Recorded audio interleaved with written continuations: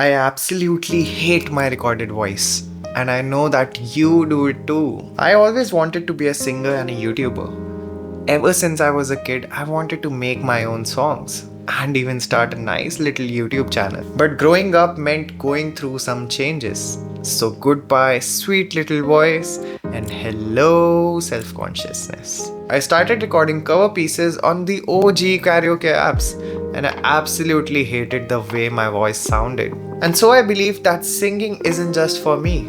And so I left it there, only to come back years later and find out that, whoa, I still hate my voice. Now, it's not that you don't like your voice when you hear it with your own ears, but when you record it and play it back, absolutely trash. And it happens much more than you think. So let me just clear out the whys in the house of this situation. So when you speak, sound comes out in the form of vibrations. These vibrations travel through the ear and make their way back to your ears. When they make their way back to the ears, the internal components of the ear start vibrating at the same levels. This produces a sound that you can hear. But that's not the only way to hear things. Those sound vibrations also travel through your skull. And then when they reach your ears, they are much more filtered than what you would hear on a speaker or your headphones. Since bones are heavier and denser than air, sound characteristics get altered by a lot.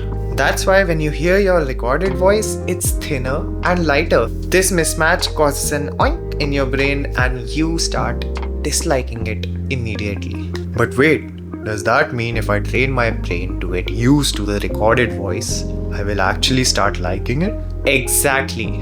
That's the concept of familiarity. Human evolution is proof that we have always avoided unfamiliarity in our lives. A dark, empty road is automatically perceived as danger and is ultimately avoided. Similarly, our recorded voice is unfamiliar, whereas the bone-conducted voice is familiar to us. I've spent like 22 years listening to my own voice, and it's familiar to me. And hence, when my recorded voice is not what my brain is used to hear, panic. So the only way to fix it is by practice. The more you are used to hear your recorded voice, the better it will sound to you. You need to keep recording.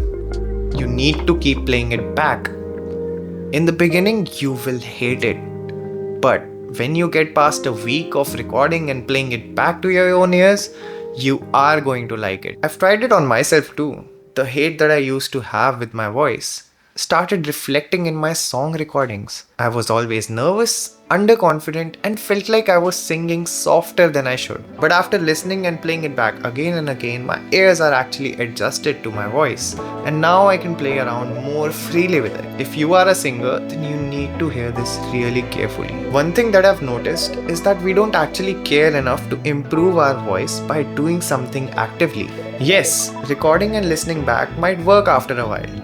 But what helped me more was figuring out where my voice sits. Most of the time we are clueless about what our range is, which note feels strained, which note feels lighter, and to fix anything in this world, it's important to analyze it first. So I started doing that by just using a simple tuner and a keyboard. If you don't have a MIDI keyboard or a piano, you can also use your PC keyboard. How it works is this: you basically open up a tuner and play a note on the keyboard.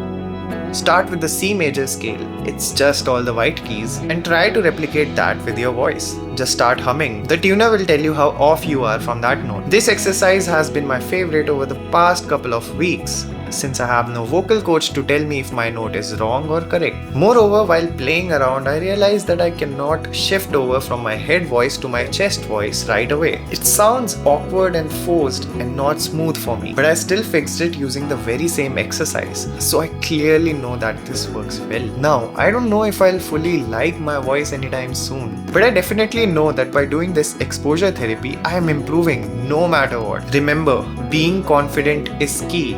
If you cannot let your voice out freely out in the open, you cannot expect anything to get better like this. Exposing yourself to your own voice is the best way to make you comfortable with it. Always keep in mind that we will be learning forever, so we might as well apply what we have learned. I really hope this video was helpful to you.